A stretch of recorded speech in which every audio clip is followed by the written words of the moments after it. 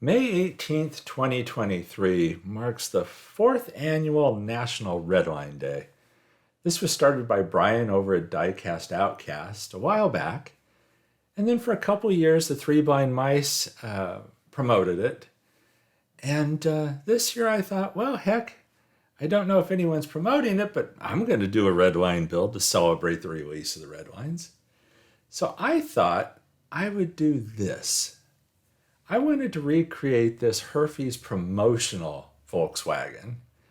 I've got a bunch of these old beat to hell old Redline custom Volkswagens. This one isn't the exact same casting that was used for that promotional item.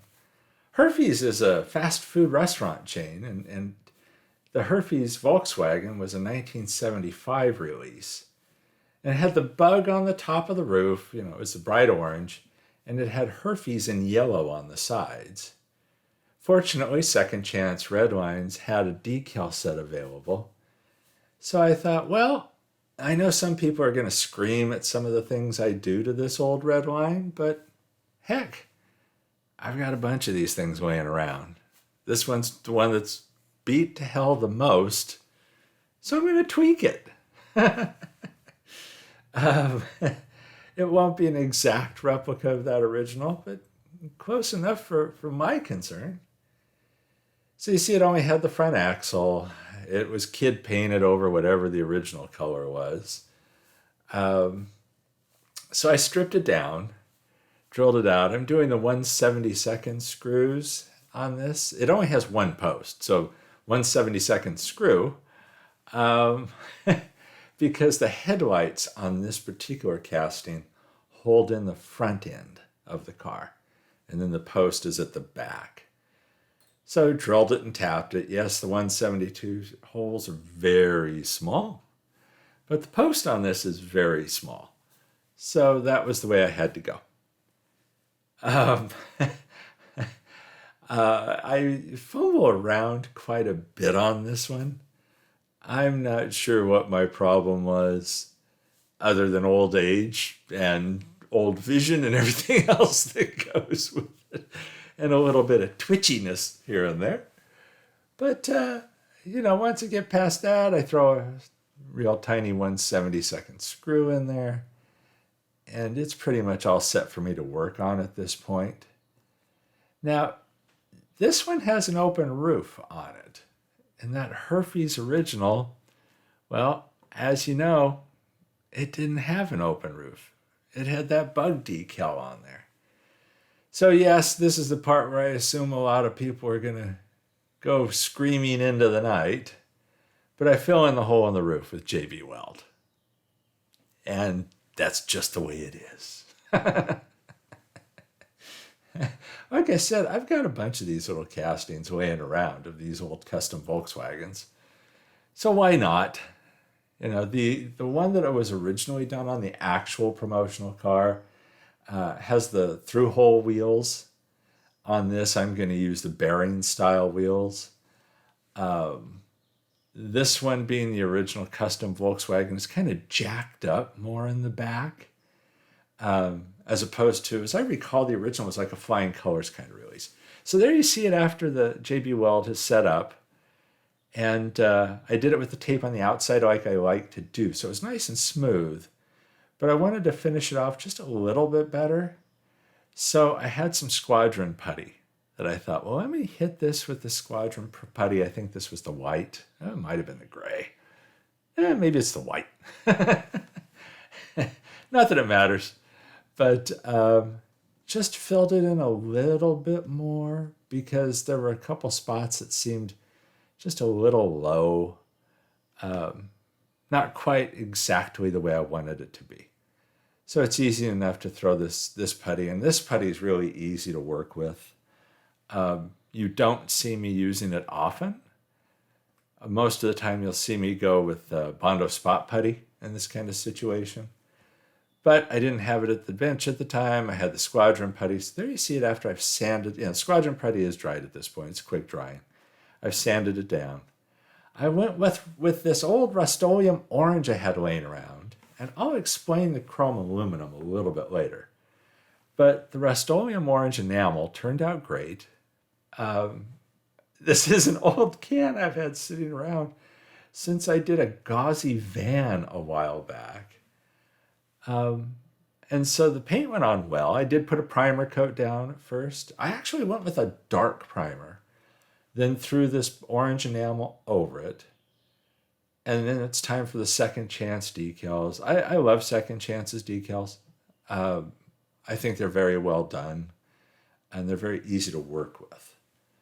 So because of the curve of the roof, the decal didn't sit perfectly flat, but we'll address that in a second.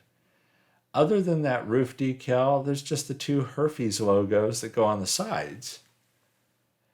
And so just to make everything set a little bit better, I went over everything once it was down with Micro Sol.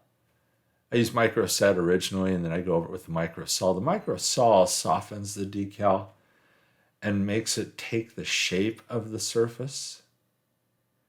And so this worked out perfectly. I couldn't have asked this decal to turn out any better. The base, there's the post. I took that original axle out. I figure I'll use it on something else since I was going to have to replace an axle anyway. You see those posts? I end up grinding those posts out so that I can put my own axle, a straight through axle, in there.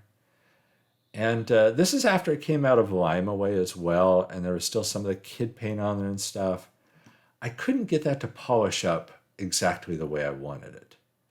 I wanted to keep the glass, but it had that sliding roof panel. I pulled the sliding roof panel out in case I need it on another build later. And then I'm just polishing up that remaining glass. There was some paint on it. I mean, even after washing it, you could tell there was some paint still on it. The glass was in really good shape, so I didn't want to sand it, so I just used flits to polish that out. And it cleaned up great. The glass was really in good shape. Oddly enough, it seems to be on all those little Volkswagens I have. There's something, I guess, about the way it's cast in there that just protects it. But that little sliding panel can get abused at times. I know I have one or two that are kind of shot, so that having that sliding panel off of this one will come in handy. I did do gauzy on it, as you see there, and just cover it to protect it from getting any lint on it or anything like that. But yes, this is another gauzy build for those of you still participating in the Take a Shot Gauzy game. I did make my own axles using the 3D printed bearings you've seen me use before, and straight pins for the axle. The wheels themselves are from Bright Vision. And this goes together right. You've seen me do this way too many times, probably. But they go together well. I couldn't have asked for this to go any better. The base, you see it at this point. It would not polish up the way I wanted it to. The headlights did, but the base itself really didn't. So that's what that aluminum chrome paint was used on. I masked off the headlights because, again, those did polish up great, and then shot the base with that chrome aluminum paint. I'm using the Bondic resin pin here to hold these axles in place.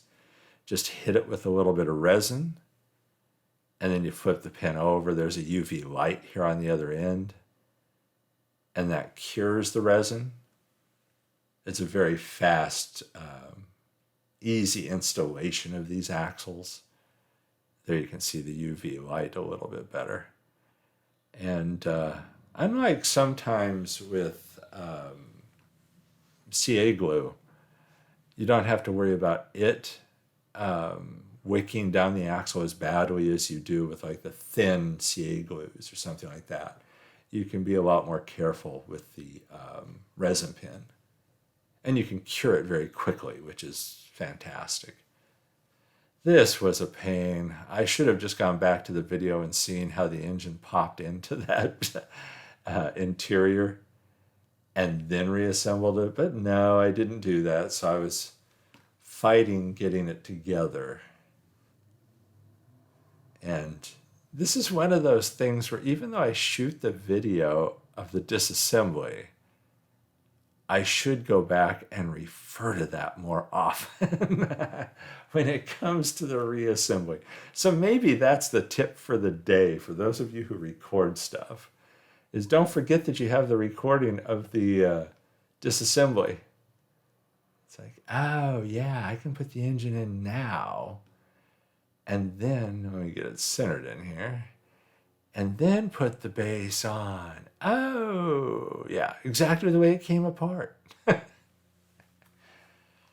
So, yeah, I'm going to try and remember that. And I usually remember it after I'm through fighting with putting something together. You can kind of see the original custom Volkswagens here are a little more jacked up than that photo of the Herfy's original, the real Herfy's promotional item. And again, this has the bearing wheels. But so there you have it. And you'll see where we started out, how it ended up here in a minute. There's some glamour shots. But in addition to this being National Redline Day, being May 18th, it's also our wedding anniversary. And I know my wife is looking down on this and smiling, because I know she'd like how cute this little bug turned out. And it's kind of cute. The other day, one of our grandkids, Noah, sent me a video asking for a shout out in one of the YouTube videos. So Noah, this is your shout out. And I'd like to shout out our daughters, Maddie and Sarah, and all of our grandkids, River, Emma, Leo, Danny, Noah, Hunter, and Owen. Yep, 7 grandkids, 6 of them boys. So there you have it. Happy National Redline Day, everybody. And happy anniversary to my wife. I love you. And thanks for watching this video, everyone. I hope you like how this turned out. And here's the glamour shots. Everyone stay safe and healthy out there. And I'll catch you in the next one.